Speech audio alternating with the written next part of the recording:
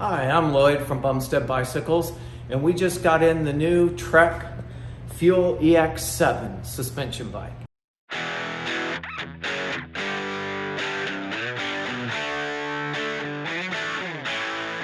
So if you're in the market for a full suspension mountain bike, I want to talk to you about not just Trek in general, but suspension mountain bikes. So let's use this Trek as the example. So a lot of people come into the shop looking to buy full suspension mountain bike, and of course they want to talk about the drivetrain. So this bike has SRAM NX 1x12 system, works awesome. It has the SRAM crank. It has, let's flip around over here. You've got Shimano hydraulic disc brakes. So you start going through the whole thing of all the component package, and I always then, the customer's asking me questions. Well, what does it have here and there? And usually somewhere through this question and answer, I stop them and I ask them, you haven't asked me about Trek's suspension design and how it works. Aren't you buying a suspension bike? And they get this puzzled look on their face. And they go, well, yeah, that's what we're talking about. And I said, the most important thing is how well the suspension works. They all have decent quality drivetrains. They all have good quality brakes, right? What about the suspension? That's what makes it unique. Whether it's a Trek, a Giant, a Specialized, name a brand, the suspension's a little different on every single one of them. That's what you want. You want that suspension. How well does it work? Does it climb? How well does it handle the bumps? How well does it handle bumps under braking force? Those are the most important things. What are the angles of this suspension? Does it have a slack head tube angle for more stability on fast downhills? Is it a more upright head tube geometry for tight technical turns? And I find that very rarely do people ask that. So I wanted to go over that with you and why it's important, not only for this Fuel EX7, but for just full suspension in general. One of the things I really love about Trek is they've spent years and years trying to design the best full suspension bike. And the hardest part to that is that you have a rider on top of that suspension with downward force on that, so that, of course, I'm not going to make it bounce like we should here. So as the suspension is compressed, as you're sitting on this bike, this suspension compresses. So what makes suspension on a bicycle so complicated is that you have a rider on top of this bike doing two things. One, just the weight of the rider pushing down, and his pedaling forces. So the whole time you're climbing on this bicycle, you're applying force to the pedals, you're applying force to the seat. And so that's causing this shock to want to move down. The problem with that is that now you get bob.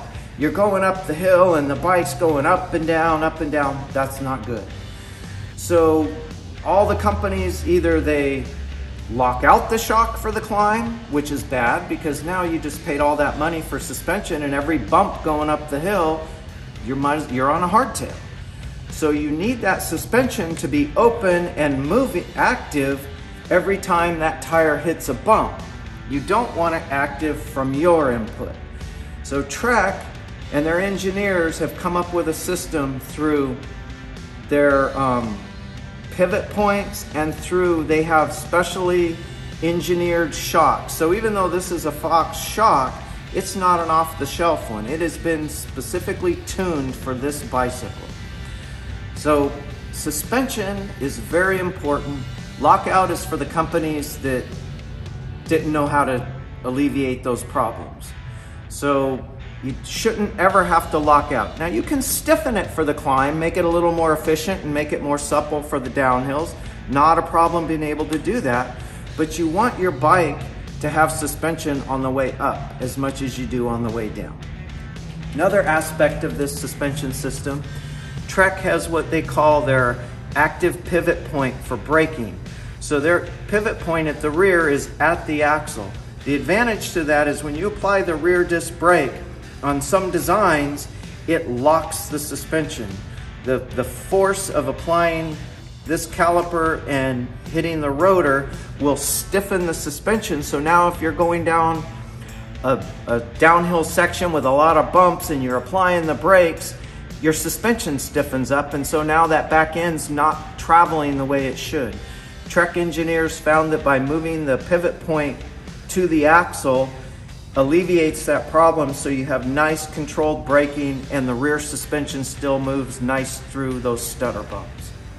Another advantage to the Trek is you can easily adjust here. They call it the Minnow Link. With a 5mm Allen, you can change these two little washers in here and go from you can change the head tube angle by 1/2 degree, which goes into a little tighter steering or a little slacker steering, and it adjusts the bottom bracket slightly up or down. In the more downward for the bottom bracket, lower center of gravity, a little more stable. In the more upper, a little twitchier for fast technical single track. Disadvantage to the lower, you might have pedal strike because now your pedals are a little lower to the ground, but overall going to give you a little more stable ride, especially on the faster descents. Tighter, more technical, and again, you can switch this out depending on the trail you're on. Easily done with a 5mm. So suspension design, huge. Research the different designs. Know what you're getting in design. You can't change this. You can change a crank, you can change a derailleur, you can't change your suspension. So very, very important to look at. Again, component-wise, another thing on the Trek, it has boost, which means that the hub dimension is wider. So back end, front end, wider than a traditional. Trek puts a little bit wider rim on the bike, again for stability. They go with a 2.6 tire. Tires, again, easily changed out, but this gives you the advantage of a lot of room. So you can change from small, light cross-country tires to nice, big, wide tires, again, depending on the terrain in your area, depending on your tire preferences. Wide range with the boost, you can pick and choose what you need in the appropriate tire for the terrain in your area. Comes with a dropper post, which is pretty standard on most bikes in these price points. Just if you're looking for a good all-around trail bike, something that climbs well, descends well, you're in the market, you're not a downhiller, maybe you're not doing these big gap jumps where you need something with huge amounts of travel and you want just a good all-around full suspension bike, definitely look at the Fuel line from Trek.